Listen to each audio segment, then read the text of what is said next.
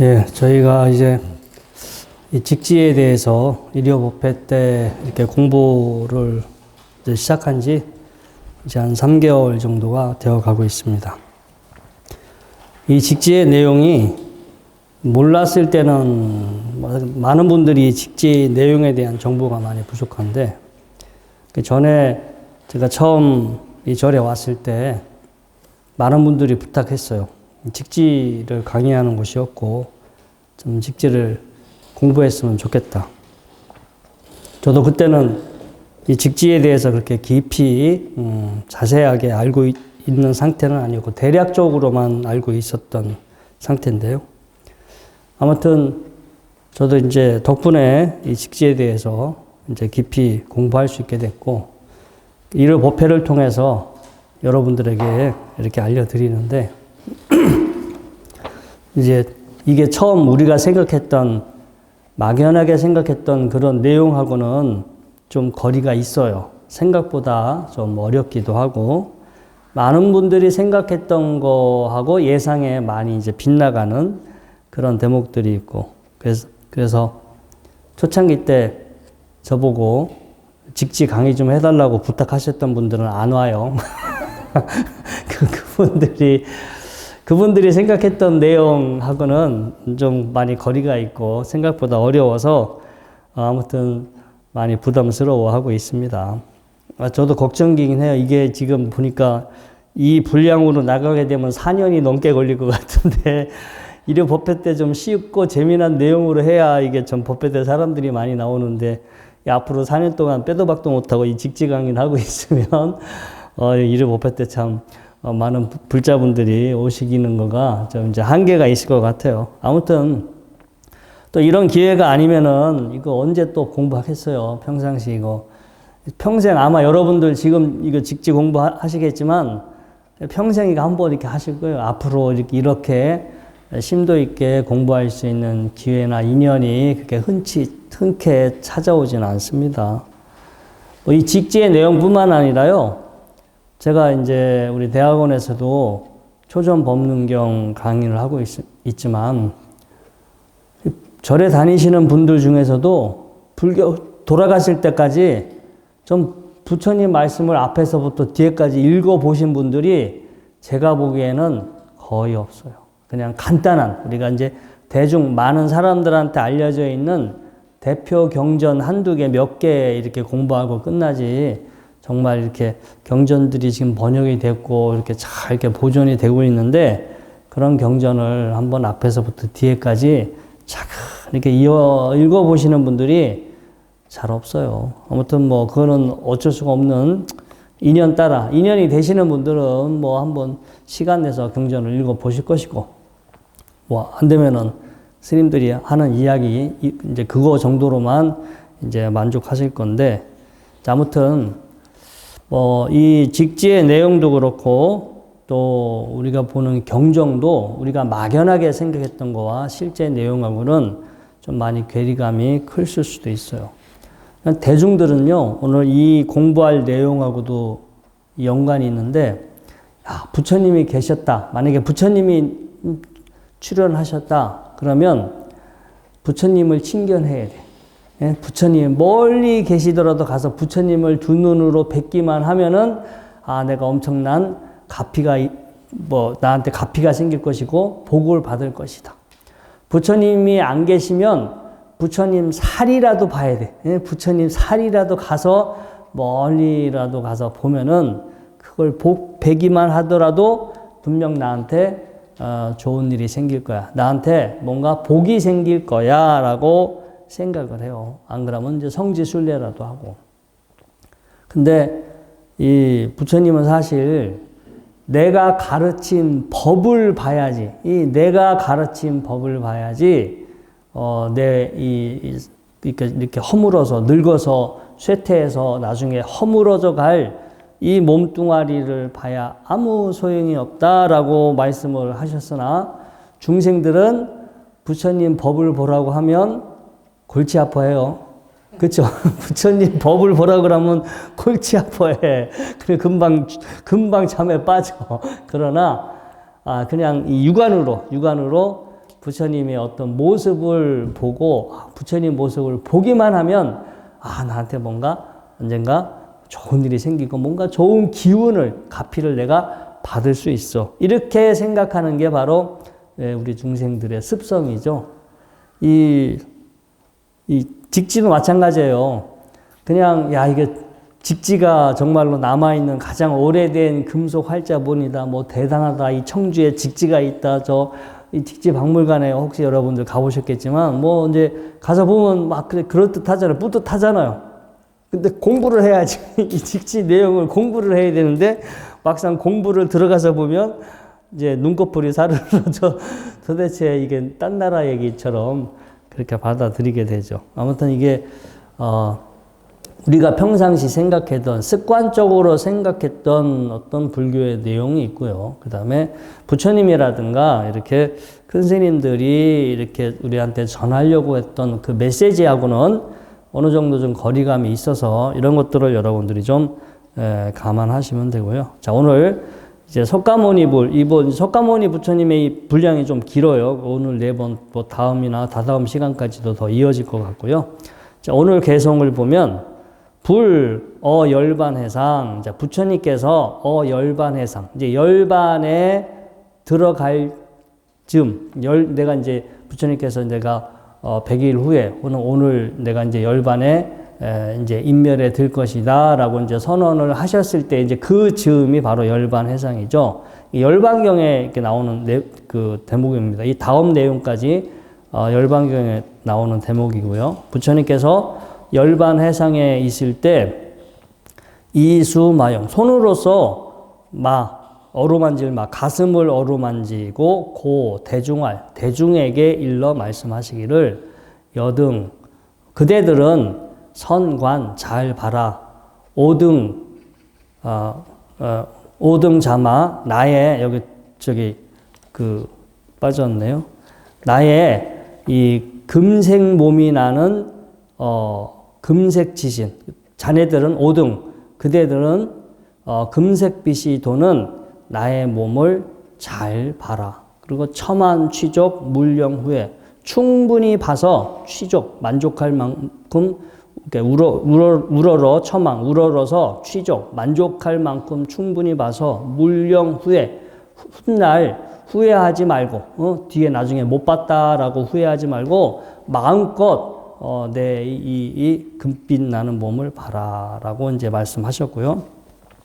그 다음 약이 오멸도. 만약 어떤 사람이 내가 멸도에 들었다라고 말하는 사람이 있다면 비오 제자. 그 사람은 나의 제자가 아니고 또 약이 오불멸도. 어떤 사람이 또 열에는 멸도에 들지 않았다. 이렇게 말을 하는 사람이 있어도 역비오 제자. 그 사람 역시 나의 제자가 아니다.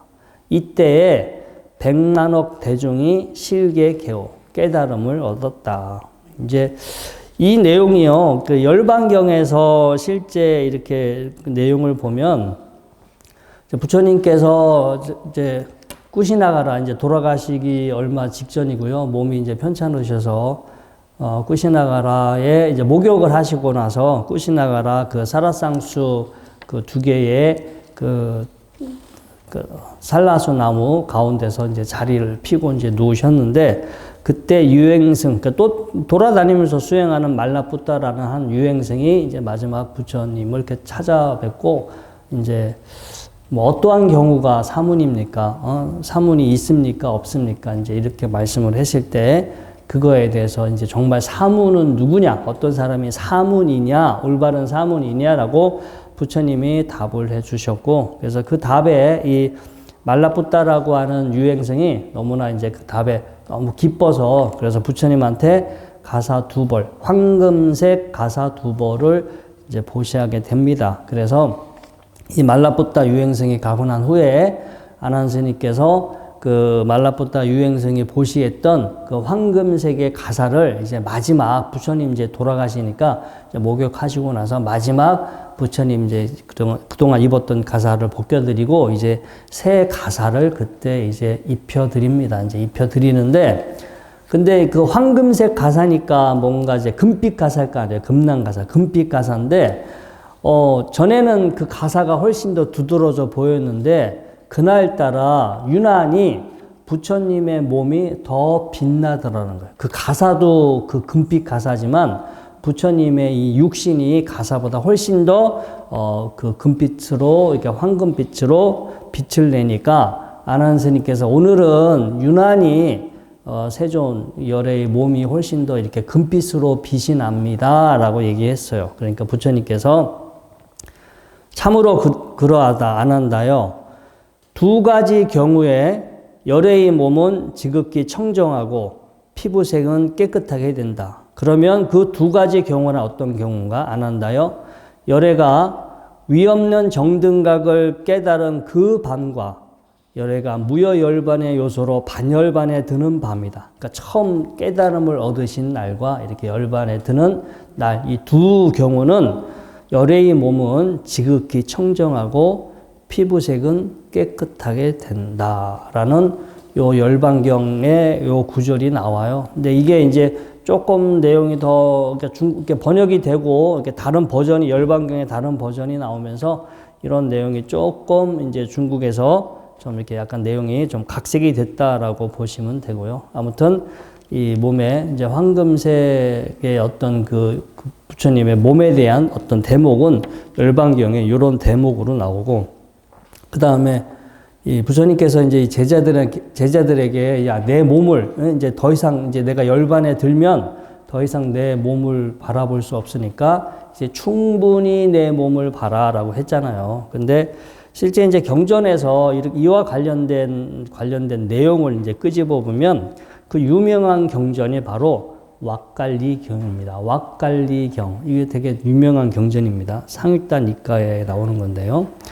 자, 부처님이 한때 라즈기로, 영축산이죠. 그 라즈기 영축산에 머무실 때, 그때 왁갈리라는 스님이 있었어요. 근데 이 스님이 되게 심한 병, 지금으로 치면 진짜 죽을 병입니다. 거의 이제 어떤 병명은 나오지만 엄청나게 위중한 병에 걸려서 이제 곧 이제 돌아가시기 얼마 남지 않은 상태입니다. 그래서 왁갈리 스님이 이 도반 스님들한테 내가 제발 죽기 전에 부처님 한번 친견하고 죽었으면 여한이 없겠다. 제발 부처님한테 부탁해서 내가 부처님 한번 뵙고 죽을 수 있도록 좀 부처님을 모셔와 달라라고 부탁을 해요. 그래서 이 왁갈리 스님의 도반 스님들이 부처님을 찾아뵙고 지금 왁갈리 스님이 이제 막 임종을 앞두고 있는데 그분이 죽기 전에 좀 부처님을 뵙고 싶어 합니다. 그래서 한번 꼭 부처님을 좀 가서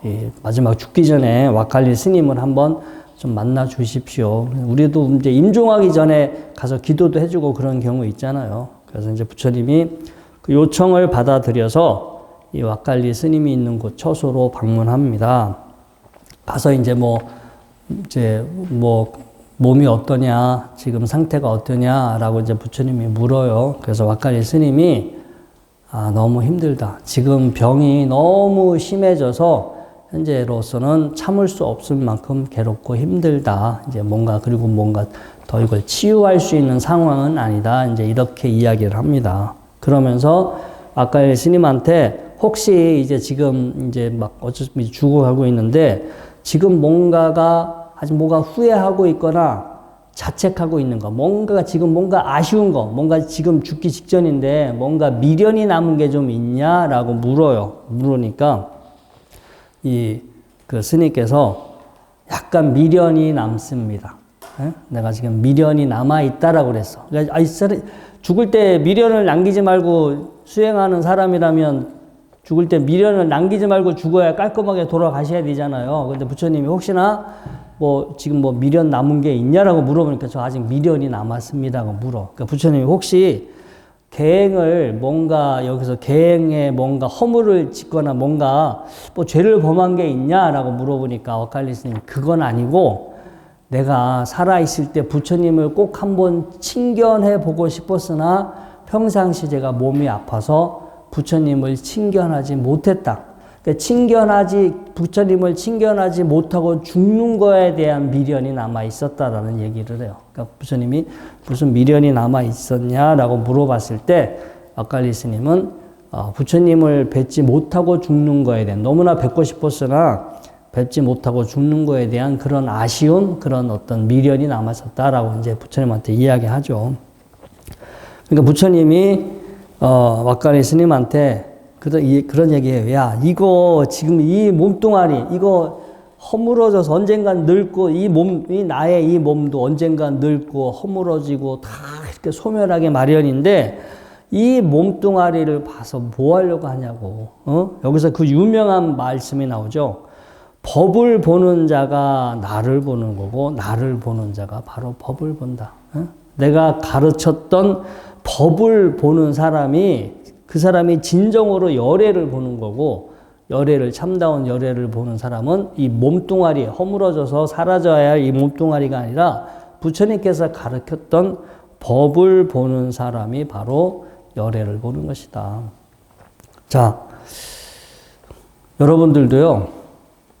근데 이 부처님이 가르쳤던 법이 어디 있냐면은 사실 여러분들 안에 있거든요. 지금 이 순간 여러분들의 눈을 여러분들 자기 자신에게 이렇게 한번 돌려보세요. 그러면 여기 앉아있는 몸뚱아리가 있고 또 지금 보거나 듣거나 느끼거나 무언가 이 어떤 몸이 있고요. 그 다음에 우리는 이 감각 기관에서 감각 신호를 느끼고 있어요. 시각 신호, 청각 신호, 촉각 신호, 후각 신호, 뭔가 우리는 보여지는 것을, 보여지는 감각, 들려지는 감각, 느껴지는 생각, 정신적인 생각이라는 감각. 지금 이 순간에 나를 이렇게 보면 우리는 감각기관과 감각 대상이 만나서 현재 느낌이 발생하고 있고, 그 다음에 그 느낌을 우리는 인식하고 해석해요. 지금 여러분들은 저의 이야기를 듣지만 저 마당에 있는 고양이는 제 이야기를 들어도 그냥 인간의 목소리 이렇게 들리지 그거를 해석하진 않을 거야. 인간의 목소리, 나 이 정도까지만 알지 그 내용을 알지는 못해요. 근데 우리 사람은 지장스님이 지금 이렇게 직지에 대해서 강의를 하고 있구나라고 어느 정도 내용을 해석하죠. 혹은 어떤 분들은 이게 좀 더 내용이 어려워지면 해석이 안 되시는 분들도 있어요. 그렇죠? 해석은 되시죠, 아직까지? 자, 전 듣고 인식하고 해석하는데 그 다음에 듣고 인식하고 해석하는데 그걸로 끝이 아니야. 어떤 경우는 그래. 스님의 말이 맞는 것 같아. 이렇게 반응을 하시는 분들도 있고, 어떤 분들은 이거 내가 들었던 내용하고 다른데, 이거는 내가 알고 있는 불교와 좀 다른 것 같은데, 뭔가 이렇게 가끔 그런 반응들을 제가 이렇게 볼 때가 있어요. 어떤 분들은, 이렇게 머리 흔들면서, 이게 내가 들었던 다른 스님한테 들었던 내용하고 좀 다른데, 이렇게 곤혹스러워 하시는 분들도 계시고. 그래서 우리는 느끼고, 인식하고, 반응과 의도를 일으키고, 그리고 이제 느끼는 줄 알고, 인식하고 있는 줄 알고, 반응과 의도를 일으키는 줄 알고. 그래서 지금 이 순간 현재의 나를 바라보면 내가 색, 수, 상, 행, 식, 현재 오온의 작용 상태예요. 오온이 작용하고 있는 상태야. 근데 그 오온은 어떻게 작용하냐? 끊임없이 변해. 가만히 있지 않고 늘 변해. 변하는데 그게 내 마음대로 안 돼. 야, 변하지 말아라. 여기 좀 가만히 있어라. 여기 뭐가 가만히 있어라. 라고 하는데 이 오온의 작용은 가만히 있지 않고 늘 계속 새롭게 변해. 새롭게 변하기 때문에 여러분들은 봐도 뭐가 뭔지 안 보여요. 가만히 있으면 이거구나, 저거구나 라고 알겠지만 여러분들이 도대체 내가 누굴까라고 이렇게 들여다봐도 끊임없이 빠르게 변하고 있는 상태이기 때문에 아무리 봐도 도대체 뭐가 뭔지 몰라. 여기 뭐가 있는데요. 도대체 어디 있는 건지 오온이라고 하는데 이게 뭐가 오온인지 오온의 작용인지 자체도 구분이 안 가고 여기에 어디에 내가 있는지조차도 스스로 알 수가 없어요. 사실 그게 우리가 괴로움 중에 하나야. 이게 나면 정말로 이게 나면 탁 봐서 이게 나구나 라고 보여야지. 보이고 이게 나구나 알아야지. 근데 이건 분명히 내 거다라고 그렇게 평상시 생각하고 사는데 아무리 봐도 안 보여. 아무리 봐도 안 보이고 내 마음대로 안 돼. 뭐가 문제가 있는 거지. 이 안에 정말 뭔가 나라고 할 만한 게 있다면 보여지고 느껴지고 알아야 되는데 우리는 머릿속에 내 머리의 생각으로는 있으나 현실에서는 찾을 수가 없어요. 자, 아무튼 기본적으로 이게 현재 작용하고 있는 상태가 살아있다라는 것은 오온의 작용이야. 이게 느끼고 인식하고 반응과 의도를 일으키고 현재 그것을 알고 있는 그 작용이 끊임없이 빠르게 이어지고 있어. 근데 그래서 늘 빠르게 변화하고 그 변화의 내용이 내 마음대로 다 컨트롤되지 않아. 변화하고 있고 내 말대로 컨트롤되지 않기 때문에 이게 나야, 이것은 내 것이야 라고 주장할 수가 없어요. 이게 나고 내 것이면 여기 있어야 돼. 뭔가가 이건 나라고 할 만한 게 내 것이 여기 있어야 되나 우리는 그걸 볼 수도 없고 잡을 수도 없고 느낄 수도 없어요. 막연하게 머릿속에 관념, 머릿속에 생각으로만 여기 뭔가 내가 있을 거야 라고 할 뿐이지. 그런데 자, 일단 첫 번째 지금 나를 보면 이 내가 오온의 작용이라고 했어요. 오온. 근데 그 오온은 무상하고 무아하고 괴로움이라고 하는 특성을 가지고 있어요. 우리가 무상고 무아 삼법인이라고 하잖아요. 그 오온은 무상고 무아의 특성을 가지고 있는데 중생들은 이것이 오온의 작용이고 무상고 무아의 특성으로 나를 바라보지 않고 그냥 습관적으로 이건 나야. 습관적으로 이게 나야.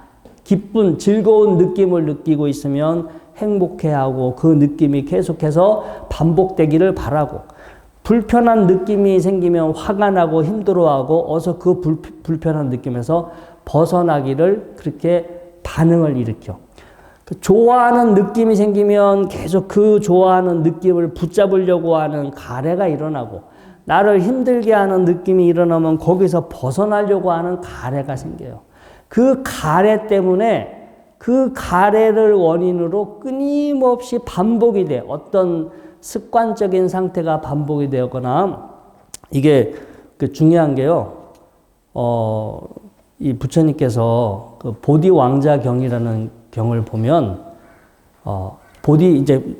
제가 초전법륜경 강의할 때 부처님의 일대기에 대해서 나와 있는 경전을 제가 이렇게 교재에도 나와 있고 제가 앞 정리했어요. 어느 경전 한 8개인가 경전에 부처님의 일대기가 기록되어 있는 경전이 제가 출처를 다 말씀드렸는데 거기에 보디왕자 대표적으로 보디왕자경에 보면 부처님이 이제 이렇게 이제 그 고행을 버리고 선정 수행을 하죠. 그래서 이제 선정 수행을 하게 되는데 자, 선정 수행을 통해서 사람이 막 들뜨고 괴롭고 힘들 때는 나 자신을 지켜보기가 어려워요. 그래서 뭔가 마음의 작용을 최대한도로 아주 차분하게 고요하게 가볍게 다 가라앉혀놔야 지금 여기 어떤 현상이 벌어지고 있는지를 그대로 직시할 수 있잖아요. 그래서 선정 수행을 다시 통해서 뭔가 마음의 작용을 차분히 가라앉히고 그래서 초경에 숙명통을 얻게 되죠. 전생, 내가 전생에 이렇게 살았고, 그 전에 이렇게 살았고, 그 전에는 이렇고, 무수한 과거의 전생을 기억하는 그 지혜가 열리게 돼요. 그리고 이경에 천안통이 열려. 중생들이 여기서 죽고 나서 어디 태어나고, 어떤 중생이 죽고 나서 어디 태어나게 되는지 천안통이 열리게 됩니다. 근데 이게 부처님께서 숙명통이 열리고 천안통이 열려서 그때 사유를 했어요. 이게 뭐가 있어서 여기서 죽고 저기서 태어나는 줄 알았는데 죽기 전에 살아서 어떤 가래 때문에도 이렇게 살아가지만 죽기 전에 어떤 그 가래를 일으켜서 또다시 생이 시작되고 그렇게 살다가 그 가래를 원인으로 해서 또다시 생이 반복된다라는 걸 알았어. 그냥 누구 절대자의 어떤 절대자의 의도에 의해서 하거나 내 영혼이 어디 떠도는 게 아니라 어떤 원인에 의해서 다시 태어남이 생기고 태어나니까 늙고 병들고 죽어야 되고 늙고 병들고 죽는데 또다시 그때 가래라고 하는 어떤 원인 때문에 또다시 생겨나게 돼. 이게 태어나고 죽고 태어나고 죽고가 어떤 원인에 의해서 그런 현상이 비롯된다라는 것을 이 숙명통과 천안통의 지혜를 얻고 나서 그걸 알았어. 그래서 그 다음에 뭐 하냐? 그래, 이 가래 때문에 또다시 태어남이, 다시 재생이 생겨나게 되니까 다시 다시 태어나게 하는 그 가래를 제거해야겠구나. 그래서 지금 내가 현재, 현재 일어나고 있는, 내가 나한테 지금 오온이 일어나고 있고, 일어나고 있는 그 오온에 대해서 이렇게 되었으면 좋겠다, 저렇게 되었으면 좋겠다, 내가 영원히 살았으면 좋겠다, 내가 늘 행복했으면 좋겠다. 뭔가 본능적으로 나한테 그 가래가 하나의 중독이에요. 우리 뭐 도박이든 마약이든 뭐 섹스든 어떤 중독된 상태가 되면 담배가 됐든 그 중독돼서 막 어떤 습관적으로 저절로 어떤 그것도 뭔가를 그 욕망을 충족하고 싶은 욕구가 그냥 습관적으로 일어나는 것처럼 가래는 중독의 상태와 똑같아. 그래서 봅니다. 지금 이게 사실 지금 일어나고 있는 게 무상한 거고, 이건 내 마음대로 되는 것도 아니고, 여기에 이건 나도 아니고 내 것도 아니고 고유한 실체가 있는 것이 아니라 이건 정말로 나도 아니고 내 것도 아닌데 내가 너무 이거에 대해서 가래를 일으켰구나. 보는 거예요. 똑바로 봤어요. 있는 그대로 보고 그 대상에 대해서 일으키고 있는 가래가 일어나지 않도록. 그러니까 중독된 상태에서 이 중독이 벗어난 상태 있잖아요. 그 중독의 증상을 없애가는 방법으로 수행을 해서 가래를 소멸시키게 되고, 가래가 소멸된 상태를 누진통이라고 그래요. 그래서 세 가지, 부처님의 성도 과정은 이거 정연구입니다. 초경의 숙명통, 2경의 천안통, 3경의 누진통을 해서 안욕다라 삼맥 삼보리, 위없는 무상 정등각을 성취하게 되죠. 그때 이게 그 이유가 다 있어요. 전생을 보고 죽어서 다음 생에 태어나는 모습을 보고 그냥 그 현상이 이루어지는 게 아니라 어떤 원인에 의해서 그게 작용이 이어졌지, 누가 어떤 주체가 있어서 돌아다니거나 누군가 그렇게 시켰거나 만들었거나 그런 게 아니라 가래라고 하는 이 현상을 올바로 알지 못하는 가래 때문에 그렇게 끊임없이 반복적으로 다시 태어나는 일이 벌어졌고, 그래서 그 가래가 무엇인지를 알고 그것을 소멸시키는 수행을 해서 그게 누진통이 돼서 부처님이 되게 됩니다. 자, 아무튼 이렇게 수행을 하시게 되는데, 그래서 부처님이 아까 이제 왁갈리 스님한테 법을 보는 자가 바로 나를 보는 거고, 나를 보는 자는 법을 보는 거다. 그래서 이제 여기서 똑같이 이제 그 말씀 하십니다. 자, 왁갈리요. 지금 이 물질, 감각작용, 인식작용, 반응과 의도들, 의식작용은 영원한가, 영원하지 않은가. 자, 지금 이 순간 우리가 나라고 생각하는 이 물질, 감각, 인식, 반응과 의도, 의식작용, 오온이죠. 영원하냐, 영원하지 않냐. 영원하지 않습니다. 무상합니다. 세존이시여. 자, 무상한 것은 괴로움이냐, 즐거움이냐, 괴로움입니다. 불만족스럽다는 거죠. 이 괴로움, 듀카라는 거가, 이 듀가 이렇게 좋지 않다라는 뜻이고요. 안 좋다, 불만족스럽다. 카가 이게 구멍, 틈새 구멍이라는 뜻인데, 이게 뭔가 이게 마차 바퀴에 구멍이 헐렁해. 마차 바퀴에 축이 있는데 그 축을 잡아주는 그 베어링이 축이 달아가지고 헐렁헐렁하게 되면 바퀴가 막 떨겠죠. 바퀴가 떨면 위에 탄 사람이 불편하잖아요. 그래서 원래 어근으로 뭐 해석하면 그렇게 뭔가 구멍에 이게 그 유격이 생겨서 뭐가 이제 불편해지는 상태가 둑하다. 그래서 불만족 이렇게 해석을 합니다. 자, 무상하고 괴로움이고 변하기 마련인 것을 이것들이 나다. 이것들은 나의 것이다. 이것들의 고유한 실체가 따로 있다고 여기는 것은 바람직한가? 라고 물어보니까 바람직하지 않습니다. 세존이시여. 왁갈리여, 그러므로 그 어떤 것이든 물질, 감각작용, 인식작용, 반응과 의도들, 의식작용 등에 대하여 이것들은 내가 아니고 나의 것이 아니며 그것들의 고유한 실체가 따로 없다고 올바로 꿰뚫어 보고 알아야 한다. 아까 법을 보는 자가 열애를 바로 나를 열애를 보는 거다라고 말씀하셨잖아요. 그래서 어떤 식으로 법을 보는지 말씀하셨죠. 먼저 오온에 대해서 말하고 오온이 무상한 거고 괴로운 거고 이건 내 것이 아니다라고 그렇게 바라보는 사람은 그게 바로 부처님을 보는 사람이고 부처님 껍데기 몸뚱아리는 보면 헛개비인 거예요. 헛개비. 이렇게 잘 보고 배운 거룩한 수행자는 물질, 감각작용, 인식작용, 반응과 의도들, 의식작용 등 이 오온에 대하여 마음이 떠나, 그러니까 진절머리나 그거에 아주 그냥 정이 완전히 떨어지는 거예요. 완전히 정이 떨어지는 거. 마음이 떠나게 되고, 마음이 떠나게 되면 그것들에 대한 욕망이 소멸해 가고, 욕망이 소멸해 가기 때문에 결국 해탈에 이르게 된다.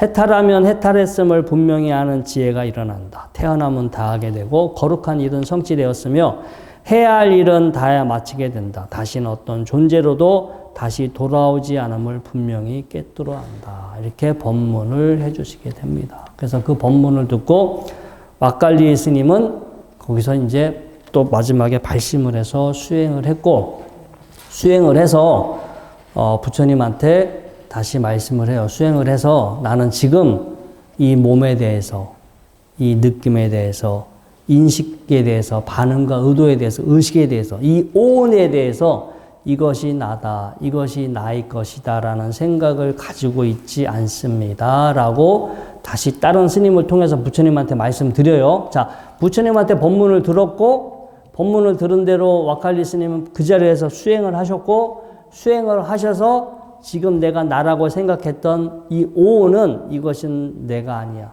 이건 무상하고 괴롭고 이거는 나다, 내 것이 아니야 라고 분명하게 꿰뚫어 보고 알았다라고 부처님한테 보고를 했어요. 그래서 부처님이 이제 할 일을 다 했다고. 그리고 지금 어떤 모습, 어떤 방식으로 죽어도 허물이 되지 않을 것이다 라고 이야기를 해요.